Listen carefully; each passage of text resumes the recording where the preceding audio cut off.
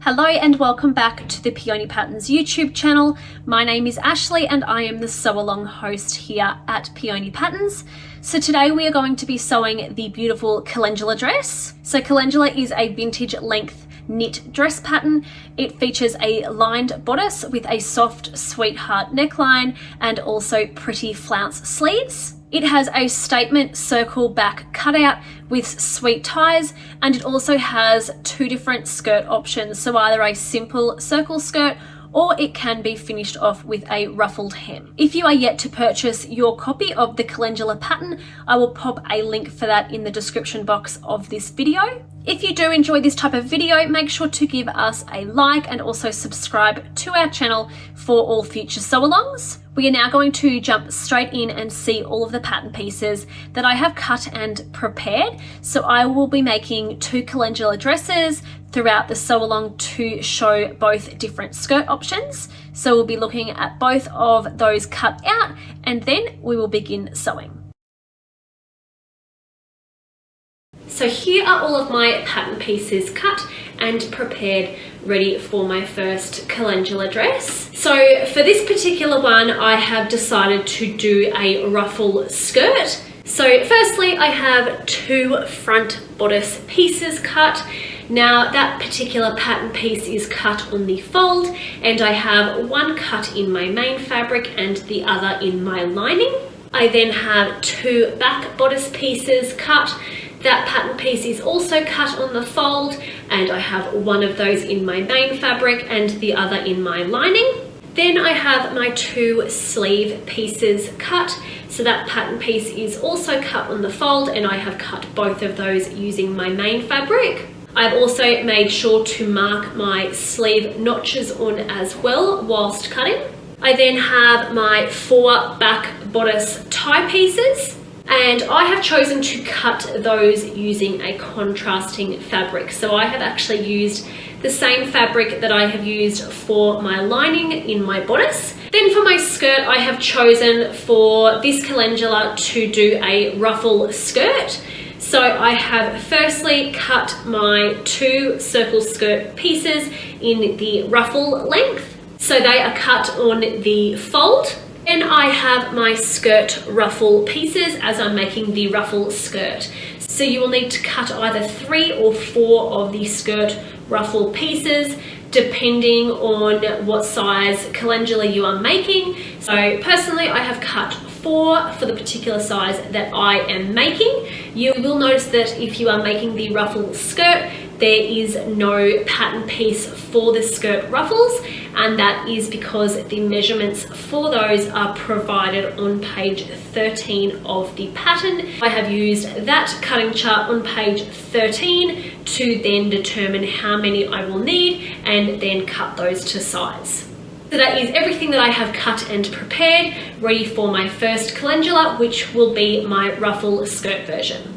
For my second Calendula, I am making this one just with the simple skirt. So for those following along and doing the simple skirt version, this will be the one to follow along with when it comes to making the skirt. For this particular Calendula, I have decided to use the same fabric for my main and lining. So if you can't find a matching fabric to use as a lining fabric, you can definitely use the same fabric for both the main and lining, just as I'm doing here. So firstly, I have my two front bodice pieces cut. So one of those are in my main fabric and the other is in my lining. So just like before, that particular pattern piece for the front bodice is cut on the fold. Then I have my two back bodice pieces cut. So that is also cut on the fold, and I have one of those in my main fabric and the other in my lining. Then I have my two sleeve pieces cut. Once again, that particular pattern piece is also cut on the fold, and I've cut both of those in my main fabric. Then I have my four back bodice tie pieces. I should also mention that the back bodice ties are cut as two mirrored image sets of each other as well. Then for my skirt, as I mentioned, for this Calendula, I am going to be doing the simple skirt.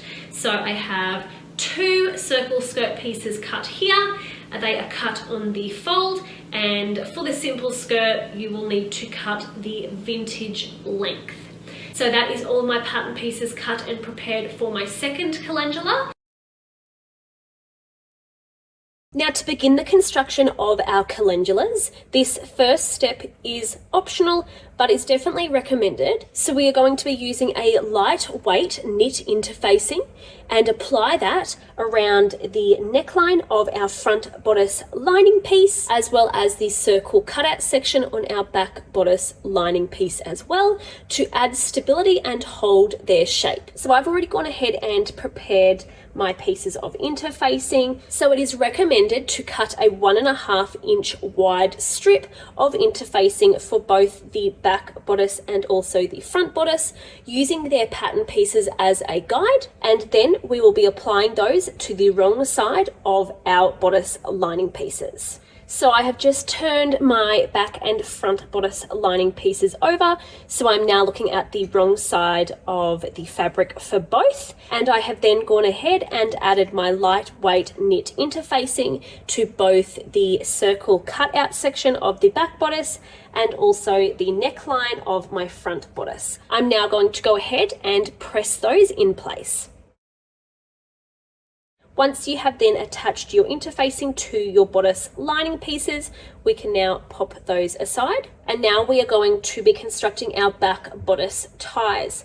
So I have my 4 back bodice tie pieces here, and they are cut as 2 mirror image sets of each other. So we are going to be placing one corresponding set of ties right sides together, aligning those raw edges. Then we are going to pin or clip in place. Then we are going to repeat those exact same steps for our second set of ties. So place those right sides together, aligning the raw edges and pin in place. Once we have both of those now pinned, we are going to head to the sewing machine to sew along the 2 long straight raw edges, as well as the short angled raw end, using a 3/8 of an inch seam allowance. Once you have then completed sewing both of your back bodice ties, making sure to not sew along the short straight raw edge, we are then going to be clipping the corners of both back bodice ties and also trimming the seam allowance down to 1/4 inch. Alternatively, at this step, pinking shears can be used if you prefer. Now, firstly, to clip the corners, we want to make sure that we do not cut through any stitching when doing so. So just clip both corners on each back bodice tie.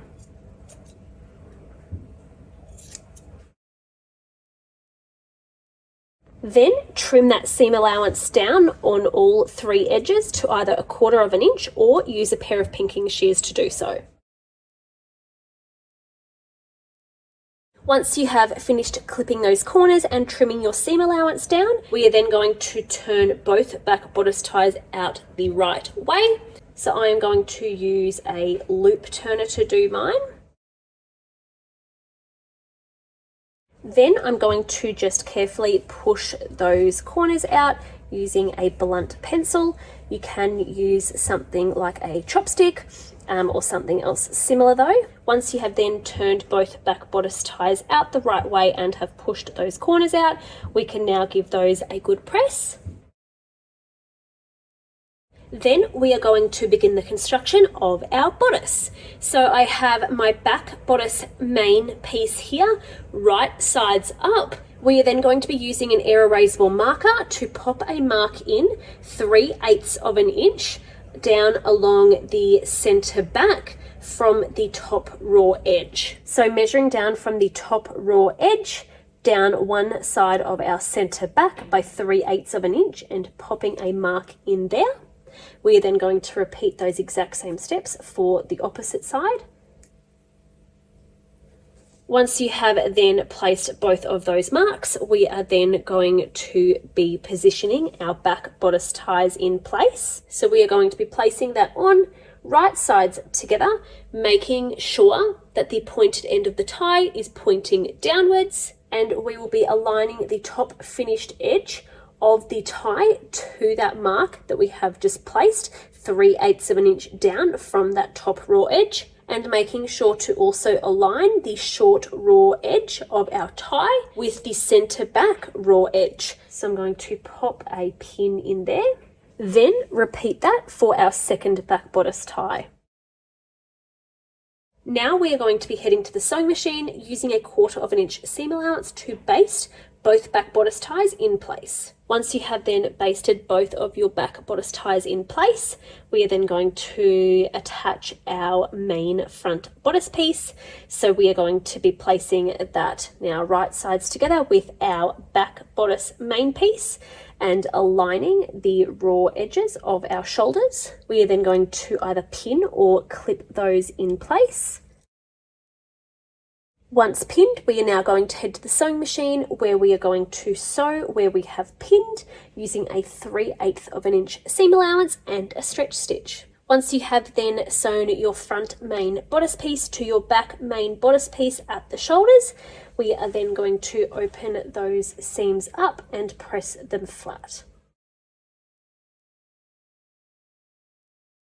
Once you have then opened the shoulder seams and pressed those flat, we can now pop our main bodice pieces aside, ready to now begin working on our bodice lining pieces. So I have my front bodice lining piece here, right sides up, and I'm going to then place my back bodice lining piece right sides together with that, aligning the short raw edges at the shoulders and pinning. Then heading to the sewing machine using a 3/8 of an inch seam allowance to sew where we have attached using a stretch stitch again. Once you have then completed sewing your front and back bodice lining pieces together at the shoulders, we are then going to open those seams up and press those flat as well. So once you have then opened those seams up and have pressed them flat for your lining pieces as well, we can now pop our bodice lining pieces aside and bring back our bodice main piece. So I have my main bodice piece facing right sides up. We are then going to take our bodice lining piece, placing it right sides down so that right sides are now together of our main and lining pieces, and obviously aligning the back pieces together and the front pieces together as well. So our ties are now going to be sandwiched between our lining and our main fabric, and we are going to start by aligning the shoulders on our lining and main together and pinning.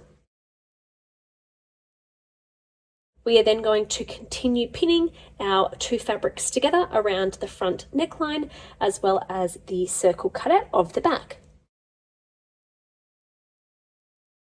Once you have then completed pinning, we are then going to go ahead to the sewing machine using a 3/8 of an inch seam allowance and a stretch stitch to then sew where we have pinned, making sure that our back bodice ties remain straight when sewing, and you may also find it helpful to reduce your stitch length when sewing around the sweetheart neckline curves. Once you have then finished sewing your main and lining fabrics together, we can then go ahead and trim that seam allowance down to 1/4 of an inch, or alternatively pinking shears can be used.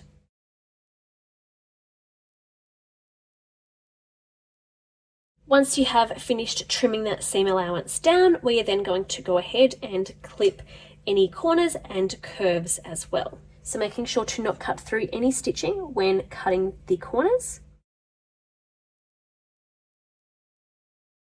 If you used a regular pair of scissors when trimming down your seam allowance rather than a pair of pinking shears, you will now also want to go ahead and clip the curves to ensure that they sit nicely when turned out the right way as well.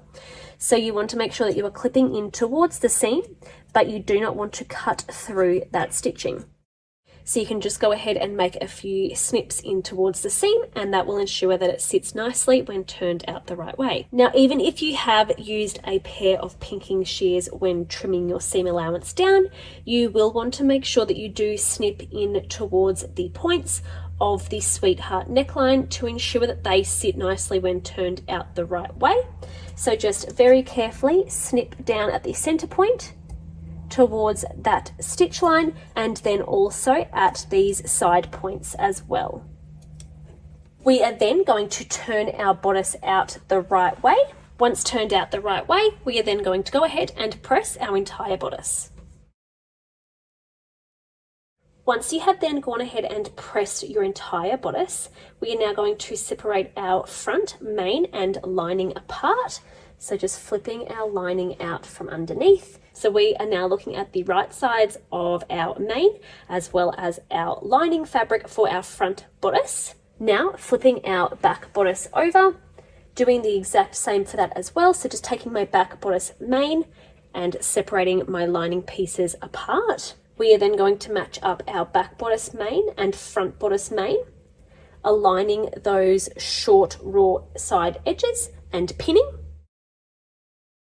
Once we then have both of our main bodice pieces pinned right sides together along the short raw side edges, we are then going to do the exact same for our bodice lining pieces. So I have my back bodice lining piece here with my front bodice lining piece opened up here. We are going to be placing those right sides together and doing the exact same thing by aligning the short raw edges and pinning in place.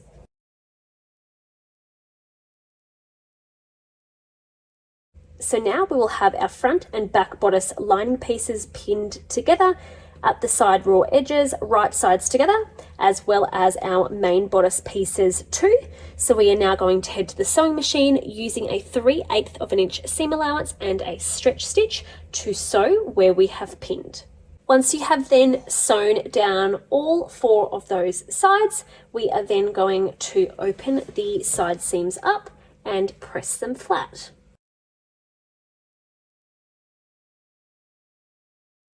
Once you have then pressed all 4 of those seams open, we can turn our bodice out the right way. Once you have then turned your bodice out the right way, the next step is optional, and that is to baste the lining and main fabrics together around your arm's eye.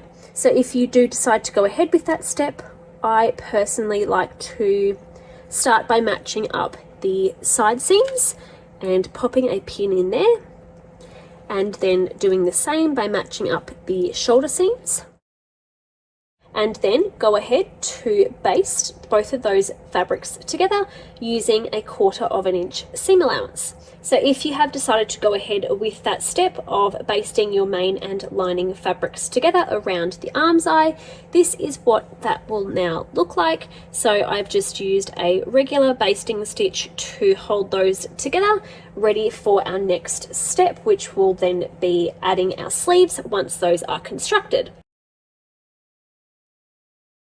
Now to begin the construction of our calendula sleeves, I have both of my sleeve pieces here, and before we go ahead with any more steps, you want to make sure that your center point notches have been marked. So you will find those notches on the actual pattern pieces, so make sure that you have those marked before we go ahead with any further steps. Then we are going to be using an overlocker or a zigzag stitch to be finishing off the outer raw edges of both of our sleeves, making sure to not trim off any fabric when doing so.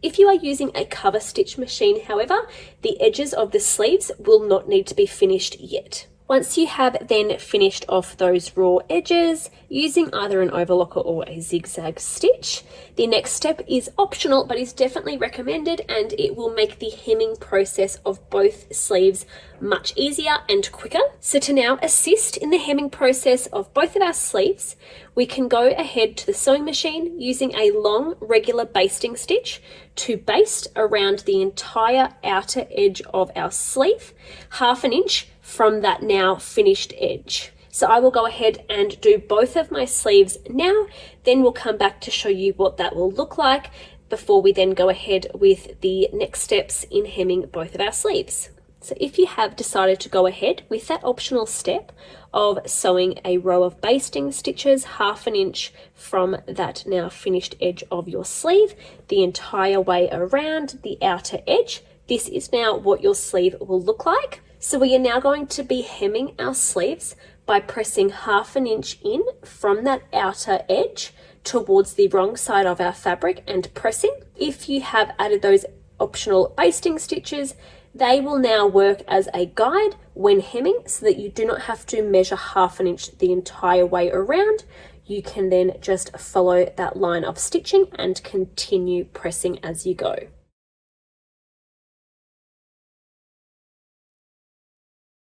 So once you have then pressed your hem towards the wrong side of your fabric by 1/2 inch, I have gone ahead and just popped a few pins in to hold that in place. Now you will notice, because the hem is a curved edge, that it does slightly pucker up when folded, but when you are sewing, if you gently just pull on that a little bit without stretching your fabric, you will notice that that will help it then sit flat when hemming. Now we are going to head to the sewing machine to sew our hem in place using either a stretch stitch, a twin needle, or a cover stitch machine. If you are using a twin needle or a cover stitch machine, this sleeve will need to be top stitched from the right side of the fabric. So I'm going to go ahead and use a twin needle. So twin needles do give a beautiful professional finish. So if you are also wanting to use a twin needle, this is what it will look like. So when sewing with a twin needle, you will have 2 rows of top stitching from the right side of fabric and a zigzag from the wrong side of fabric underneath where both stitch lines meet. So this is what the twin needle will look like. If you are also wanting to use a twin needle, then it is best to check with your sewing machine manual to figure out how to thread your particular machine and get some visuals on that. So I'm going to go ahead now and hem both of my sleeves using my twin needle, but as I mentioned, you can definitely use a regular stretch stitch if you prefer. So once you have then finished hemming your sleeves, this is what they will now look like. So I have gone ahead and used my twin needle to hem mine. So now to attach our sleeves to our bodice, we are going to keep our bodice right sides out, and then we are going to flip our sleeve over so that we are looking at the wrong side of that. Now taking this sleeve, we are going to be placing it over the arm's eye of our bodice. Now make sure that when you are positioning your sleeve in place, that the narrower edge of the sleeve is at the bottom of the arm's eye, and then the wider or fuller part of the sleeve is at the top near the shoulder seam. So we are going to now go ahead and match those center points on our sleeve that we marked out earlier now with our shoulder and side seam. So the first center notch that is on the narrower part of this sleeve will be attached to our side seam. So we are going to pin that in place. Then the second center point is at the fuller part of the sleeve, and that is going to be pinned to our shoulder seam. Once you then have those center points pinned, we are then simply going to continue by aligning the raw edge of our arm's eye with the raw inner circle of our sleeve, and continue pinning as you go. So once you then have one of your sleeves pinned to your bodice, we are then going to repeat those exact same steps for the opposite sleeve. So keeping our bodice out the right way, taking our sleeve right sides together, we are going to place it over the arm's eye, making sure that the fuller part of the sleeve, or the wider part, is at the top near the shoulder seam, and the narrower part is at the side seam of our bodice. So start by pinning those center points.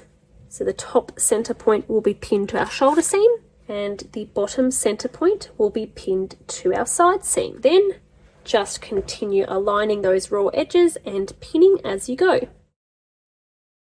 Once you then have both sleeves pinned, we are going to head to the sewing machine using a 3/8 of an inch seam allowance and a stretch stitch to now attach both of our sleeves to our bodice. Once you have then finished sewing those, we can then use an overlocker or a zigzag stitch to finish off the raw edges as well. So once you have then attached your sleeves and have also finished those raw edges using an overlocker or a zigzag stitch, we are then going to go ahead and press those seams in towards the bodice.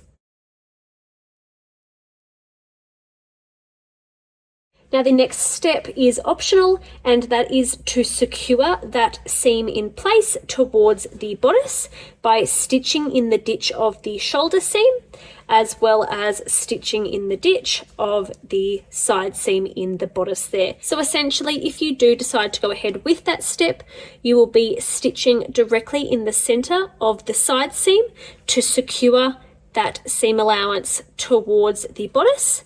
And then you'll be doing the exact same thing in the shoulder seam. So stitching directly in the center of the shoulder seam to secure that seam allowance in place. But as I mentioned, that step is completely optional. So that is now our bodices complete with our sleeves also attached, ready to then begin the construction of our skirts. Now to begin the construction of our calendula skirt, the following steps will be the exact same for all skirt versions. For the purposes of the tutorial though, I will be working on my skirt that will eventually then turn into a ruffled skirt. So I have both of my skirt pieces here. Now we are going to be placing those right sides together. We will be aligning the long, straight, raw edges together and pinning. Now is also an ideal time to add in any care and size labels as well. So I have gone ahead and added mine. Now, once you have those side raw edges pinned, we are going to head to the sewing machine using a 3/8 of an inch seam allowance and a stretch stitch to sew where we have pinned. We are then also going to finish off both of those raw edges using an overlocker or a zigzag stitch. Once you have then sewn your skirt together at the side seams and have also finished those raw edges using an overlocker or a zigzag stitch, we can now press those seams towards the back of the skirt. Now we are going to continue working on this simple circle skirt only. So if you are making the ruffled hem skirt, you can now skip ahead using the timestamp on the screen now.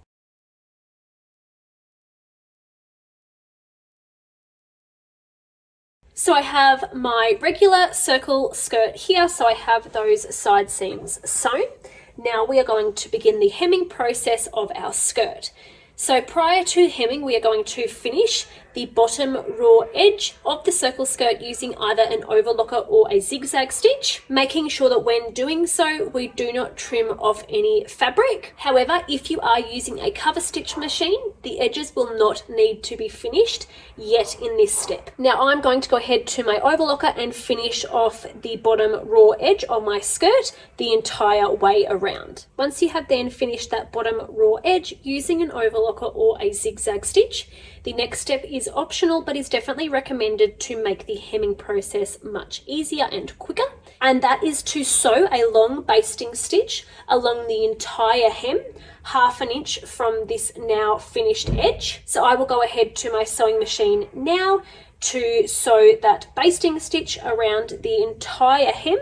And as I said, that will be 1/2 inch from this bottom finished edge. So if you have decided to go ahead with that step of using a long regular basting stitch 1/2 inch from that bottom edge, we can then use that as a guide when now pressing up our hem. If you didn't do that optional step though, you can simply now just measure 1/2 inch towards the wrong side of the fabric when now pressing our hem up. So to now prepare our hem, we are going to press up the bottom edge of our skirt by 1/2 inch towards the wrong side of the fabric, either using that basting stitch line as a guide or simply by just measuring up 1/2 inch as you go and pressing that in place.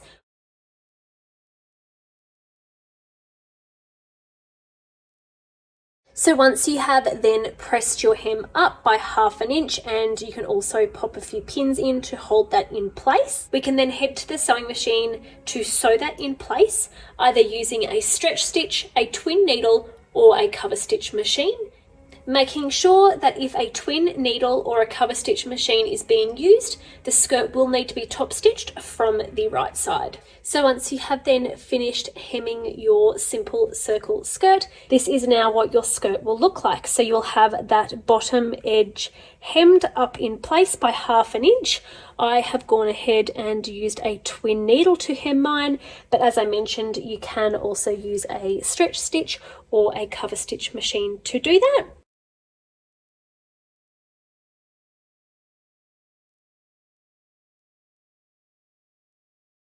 Now for those of you who are making the ruffled hem circle skirt, now we are going to be working on that. So I have my skirt ruffle pieces here. Now depending on what size you are making, the amount that you have will vary. So I have 4 for the particular size that I am making. So we are essentially going to join all of our skirt ruffle pieces together to make one continuous long loop. So firstly, just taking 2 of our skirt ruffle pieces, we are going to be placing those right sides together and aligning 2 of the short raw ends together and pinning. Then open that up.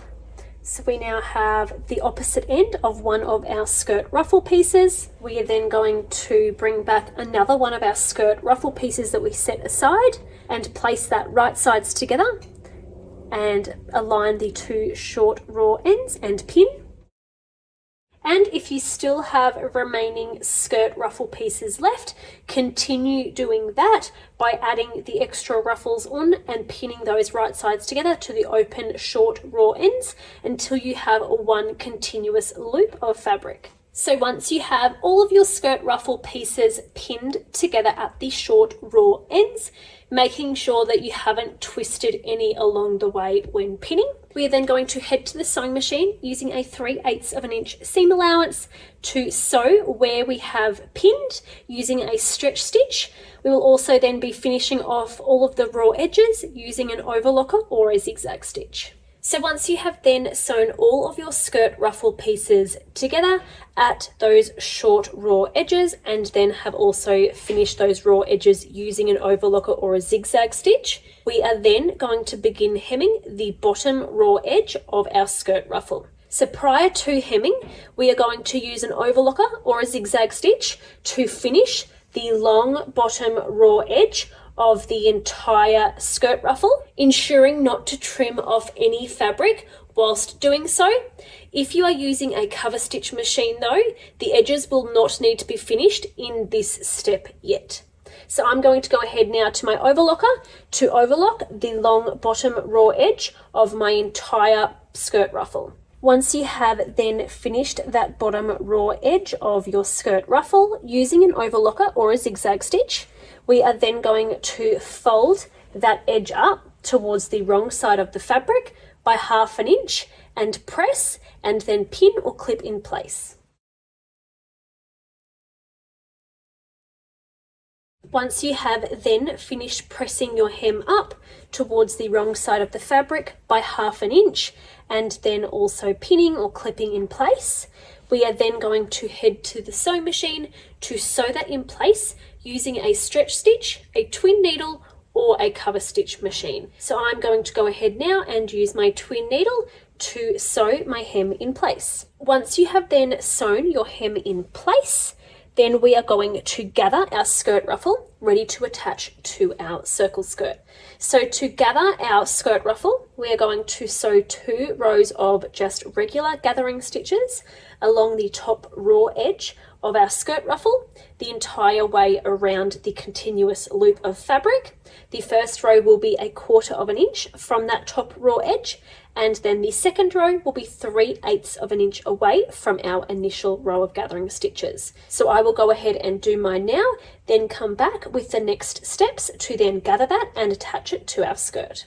So once you have then completed sewing your 2 rows of gathering stitches along the top raw edge of your skirt ruffle, we are going to quickly pop that aside and bring back our skirt. So we are going to be marking the center front and center back of our skirt pieces, either with a pin or an air erasable marker, by simply folding our skirt panels in half So once you have then folded your skirt in half with the side seams now down the center and both aligned, we can then find the center front and center back of our skirt. So using an erasable marker or a pin, we can then mark those 2 points. Then our side seams will act as our quarter points. So popping that aside now bringing back our skirt ruffle. Now we are going to be essentially marking the halfway points on our skirt ruffle as well. So if you are sewing sizes 1 through to 6, you can then divide the ruffle into 4 sections by simply folding the ruffle in half, like so, and then half again. Then mark the quarter points with an erasable pen or a pin. However, if sizes 7 through to 14 are being sewn, you will already have 4 seams joining your ruffle pieces together, and they will now form the quarter points. So now opening out our skirt so that our front and back skirt pieces are separated, and we are looking at the right side of the fabric of our skirt. We can then take our skirt ruffle, placing it right sides together with our skirt, matching up those quarter points of our skirt ruffle to the quarter points of our skirt, making sure to align the top raw edge of our skirt ruffle to the bottom raw edge of our skirt and pinning in place.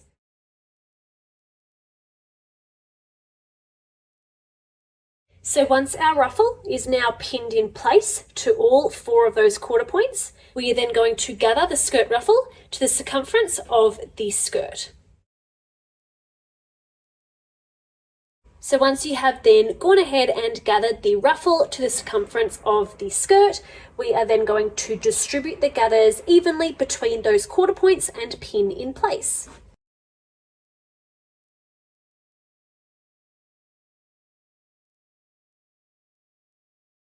Once you have then finished distributing those gathers evenly between the quarter points and pinning your skirt ruffle to the bottom raw edge of your skirt, we are then going to head to the sewing machine to attach our skirt ruffle to our skirt using a 3/8 of an inch seam allowance and a stretch stitch, making sure to also finish off that raw edge using an overlocker or a zigzag stitch. So once you have then gone ahead and sewn your ruffle to your skirt and have also finished that raw edge off using an overlocker or a zigzag stitch, we are then going to press that seam up towards the circle skirt. Once you have then finished pressing that seam up towards the circle skirt, we can now go back to the sewing machine to top stitch that seam allowance in place. When top stitching, you can now use just a regular stitch. So I'm going to head to my sewing machine now to top stitch that seam allowance in place. So I have just gone ahead and top stitched that seam allowance up in place. So as I mentioned, you can use just a regular stitch when top stitching there, as there is no stretch needed in that seam for the ruffle. So once you have done that, you will now be looking at your completed ruffle skirt. So now we are going to be attaching our skirt to our bodices. For the purposes of the tutorial, I will be using my ruffled skirt, but the instructions will be the same for both the simple circle skirt or the ruffled circle skirt. Now, prior to actually attaching our skirt to our bodice, the next step is optional, but it is definitely recommended for extra stability. So prior to adding our skirt, you can actually add some clear elastic now to the bottom raw edge of your bodice, and that will just help with the stability of the knit when being worn and to stop that waist seam from being stretched out over time. So I have my clear elastic here. Now, prior to adding that, you will want to pre-stretch it. Then we will be cutting that to be the same length as the circumference of the bottom raw edge of our bodice. Once you have then gone ahead and cut that, we will now be attaching that through both layers, our main as well as our lining fabric. So firstly, I like to start by aligning my side seams and pinning those so that they stay aligned. So now if you are going ahead with this optional step of adding clear elastic to your waist seam, we can then go ahead and start aligning the long bottom edge of our clear elastic to the bottom raw edge of our bodice. Then pin in place, making sure that you are pinning through both layers of fabric, your main and your lining fabric. You can then continue to pin that in place if you wish. So I will go ahead and continue doing it just to show you exactly where that will be positioned. Making sure that as you are adding your clear elastic that you aren't stretching it at all either. So I've just finished pinning that clear elastic in place just to show exactly where that will be positioned if you do decide to go ahead with that step. So as you can see, it is positioned with the long bottom edge of the elastic aligned with my main and my lining bottom raw edge of my bodice the entire way around, making sure to not stretch the fabric or elastic when adding this on.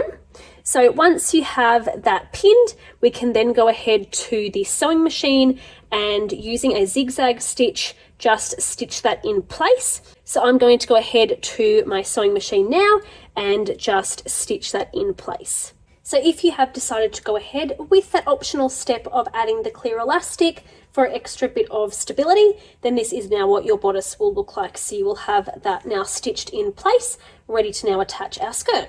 So I now have my skirt, which we are going to turn wrong sides out. Then we are going to place our bodice inside of our skirt, right sides together.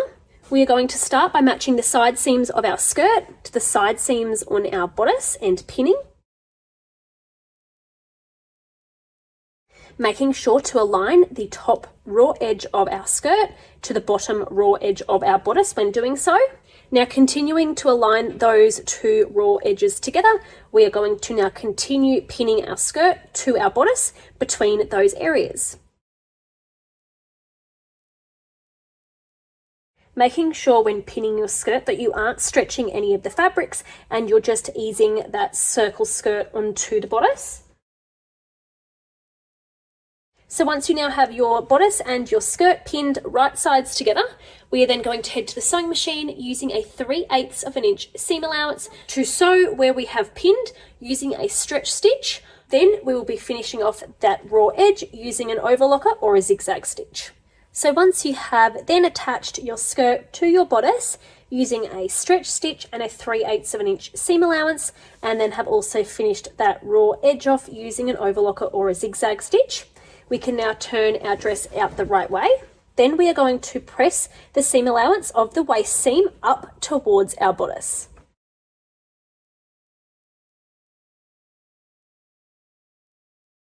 Once you have then finished pressing that seam allowance up towards your bodice, you can then tie your back bodice ties, and you are now looking at your completed calendula dress. So here is my ruffled circle skirt completed, as well as my simple circle skirt version. So I'm hoping that this sew along has helped those beginner knit sewists out there build a bit more confidence when it comes to sewing with knits.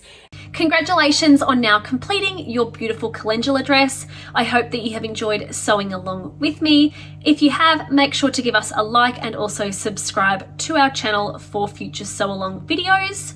If you would like to sew along with me in real time, make sure to join our Facebook sew along group, which I'll pop a link for in the description box of this video. So in our sew along group, we actually split the construction up of each pattern over a matter of days to actually sew alongside each other. And there are always amazing prizes to be won just by participating.